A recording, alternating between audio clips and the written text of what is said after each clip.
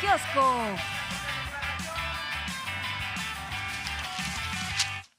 Pues aquí está el Bueno, tema de Cuba. sí, ahí está el tema de Cuba. En primerísimo lugar, pues porque el fin de semana dio además mucho de qué hablar, incluso hasta un comunicado sacaron por esta condecoración que se le da al presidente de Cuba, Miguel Díaz-Canel, el Águila Azteca, que ya referías a quién se le había dado, a Fidel Castro en otro momento, y a muchos otros líderes, personalidades, por cierto, en algún momento a Jared Kushner, ¿no? El yerno de Donald Trump en el último año de Enrique Peña Nieto, y bueno, tampoco vimos así que hubiera tanta alaraca en ese momento. Ahora sí lo hubo, pero creo que es importante que que nos regresemos un poquito a lo que pasó este sábado, el fin de semana, en este encuentro entre presidentes, el presidente de Cuba y el presidente de México, porque fue la condecoración, fue el fortalecimiento de lazos y de convenios de colaboración que ya se han venido dando en materia de salud, por ejemplo. Esto se robustece, y también la llegada de médicos cubanos. Y por otro lado, el tema del balasto, que es una forma en la que Cuba ayuda a México en una cosa que requiere, pero también es por la vía de los hechos este posicionamiento de México de nosotros no vamos a dejar de tener una relación, en este caso comercial, también con Cuba, ¿no? Cosa que es significativo en medio, pues ya estábamos hablando del bloqueo. Y acompañado de todo esto, pues este anuncio que hace el presidente de vamos a hacer un bloque para de una manera más activa estar no solamente condenando, sino seguir con el gobierno de Estados Unidos presionando para que el bloqueo de una vez por todas se termine. Y no solamente el bloqueo, sino este paso más allá que dio Estados Unidos con el gobierno de Donald Trump, que es catalogar al gobierno de Cuba como uno de los gobiernos terroristas en el mundo, que tiene sus implicaciones y son implicaciones graves para la isla y su población. Vamos a ver parte de lo que ocurrió el sábado. Muy buenos días. En estos momentos arriba el excelentísimo señor Miguel Díaz-Canel Bermúdez, presidente de la República de Cuba. Y como señal de buena voluntad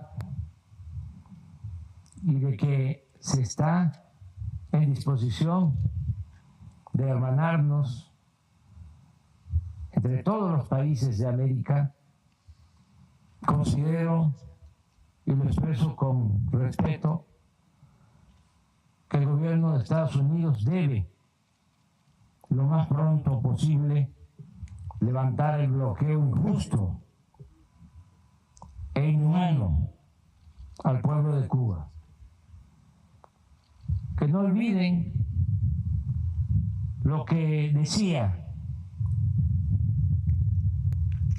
Washington: las naciones no deben aprovecharse del infortunio de otros pueblos.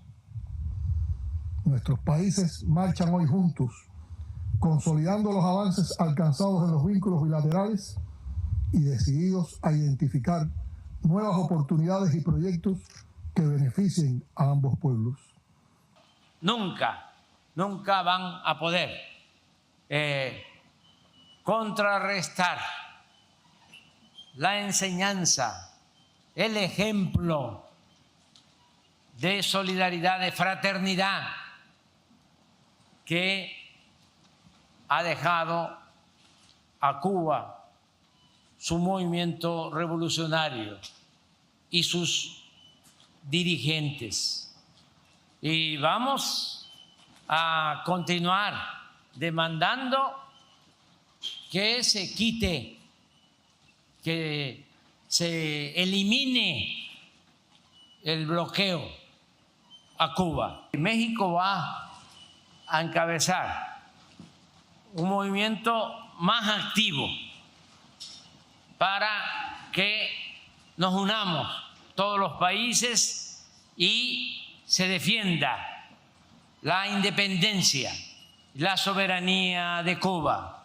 Y nada de darle trato de país terrorista o ponerlos en la lista negra de supuestos terroristas.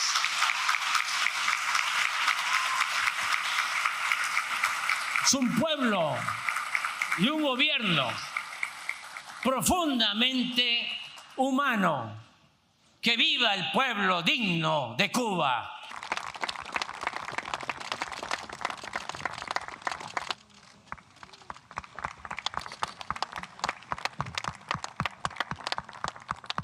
Destacar que el tema de Cuba siempre ha sido crucial porque le permite a México tener una política exterior independiente frente a los Estados Unidos.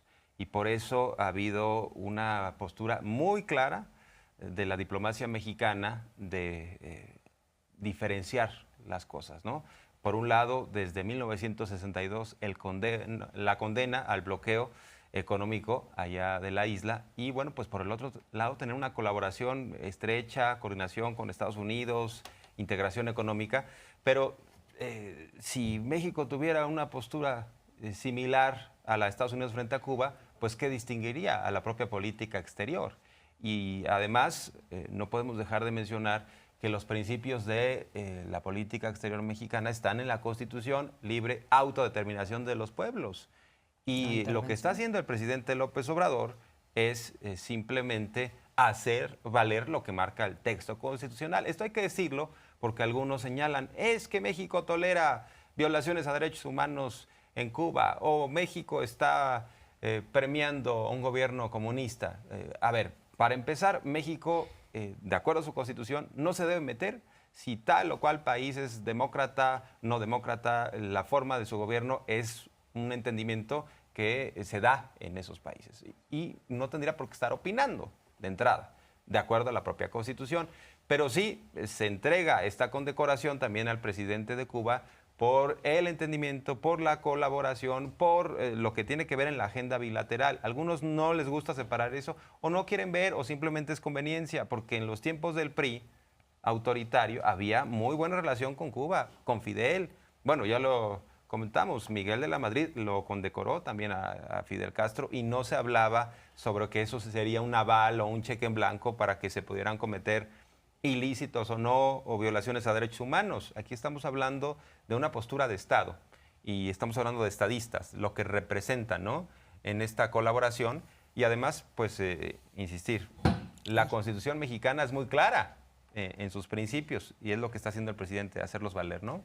Así es, el principio de no intervención, que hablabas de la soberanía, del respeto a la soberanía de los pueblos y dentro de eso también pues el reconocimiento de que a quienes está afectando más, que es una de las partes que va con la convicción del presidente, pues es a la propia población y eso no se puede omitir. Entonces quienes evocan a los derechos humanos para seguir sosteniendo que con un discurso intervencionista que Cuba debe cambiar su régimen, pues en realidad están manejando un discurso muy hipócrita porque no se dan cuenta de que en todos estos años el mayor damnificado ha sido el pueblo cubano, ¿no? Entonces, bueno. Y la pregunta es, ¿Estados Unidos no viola derechos humanos? ¿No ha intervenido en otras regiones del mundo? ¿No ha violentado a poblaciones enteras? ¿No ha saqueado? ¿No ha sido imperialista, expansionista? ¿No ha saqueado recursos de otros países? Como para que ande calificando a los demás. Por eso también es mucha hipocresía y el presidente abordó de cómo incluso hay algunos cubanos que bajo este discurso de atacar a la isla van ascendiendo, ¿no?, en la política de los Estados Unidos. Pero no tendrían por qué ser ellos los que sentencian. Además, hay organismos internacionales que, por cierto, también en la ONU se ha condenado una y otra vez el bloqueo, ¿eh? Así es. Esos cubanos ya se fueron, ya están allá en Estados Unidos, porque van a dictar la política de los cubanos. Bueno, defendió el presidente esta mañana este posicionamiento, esta decisión, este anuncio que tomó, pues, como parte de la consistencia de su política exterior. Nosotros siempre la política exterior de nuestro país, apegada a los principios de no intervención, ha condenado el bloqueo a Cuba. Y no solo México. Cada vez que hay asamblea en la Organización de Naciones Unidas, se somete a votación de todos los países el tema del bloqueo a Cuba. y solo 1 o 2 países o votan en contra o se abstienen, y así año con año. Pero es importante el que este tema se trate como un tema fundamental de derechos humanos, porque sin duda es una violación flagrante a los derechos humanos de todo un pueblo. Nadie puede cercar, bloquear a un pueblo por razones políticas, ideológicas. Es inhumano. Los ponen en una lista de países terroristas. ¿Y eso qué significa?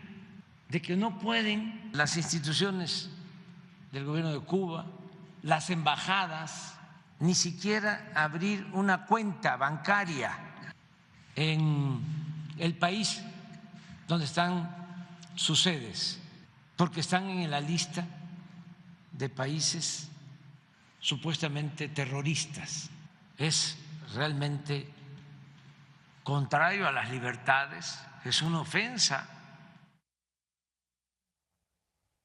Bueno, y también habló, ya lo habíamos comentado, del tema migratorio en particular, ¿no?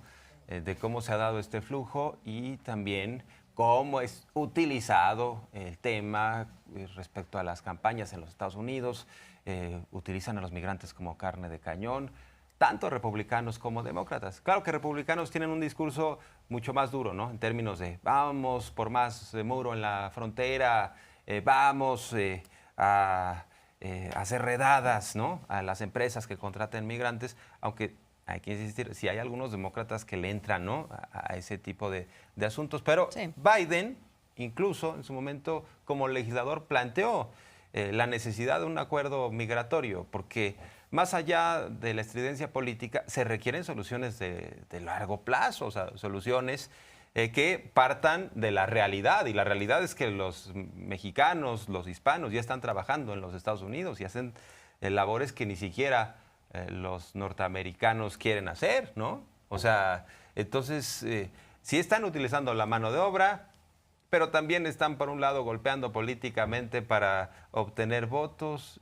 Hay un doble juego y lastimosamente sí, también hay ciertos grupos sociales de hispanos que también se suman a eso, ¿no? Algunos diciendo, yo como ya la hice, entonces sí, que ya no vengan más, ¿no? Qué históricos, ¿no? O sea, porque son parte de los republicanos, ¿no? Ahí sí, en estas células, y de pronto son más de derecha que los de derecha de Estados Unidos. Más radicales, ¿verdad? Son mucho más radicales. Y Emerson Segura, justo porque todo esto salió a propósito de una pregunta de nuestro compañero Emerson Segura, en donde lo que plantea, o sea, se dan estos ciclos, ¿no? O sea, de repente se exacerba este discurso anti-inmigrante y luego pues hay una especie de meseta y luego otra vez así. En medio de esta administración de Joe Biden, pues él ha sostenido una política. De hecho, ya hay acciones que se han venido tomando, pero se dan en el contexto en donde todo este debate también se está dando en Estados Unidos con una presión muy fuerte de los republicanos que crece en los momentos en los que va a haber elecciones. Entonces, esto es lo que dijo esta mañana el presidente respecto a eso, con datos de cómo han funcionado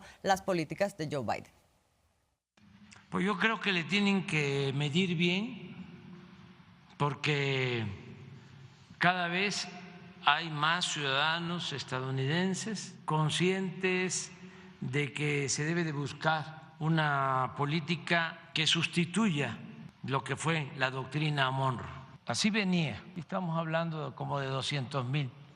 Estos son deportados. Se incrementó mucho por la migración de hermanos venezolanos, colombianos, ecuatorianos, nicaragüenses, cubanos, y aquí tomaron la decisión de establecer este mecanismo de visas temporales. Nosotros lo percibimos porque teníamos todo el istmo lleno de hermanos venezolanos y de otros países. Entonces, esto es ordenar el flujo migratorio. Esta es la opción. Entonces, usar de bandera, porque vienen las elecciones, Lo migratorio, pues no es más que politiquería.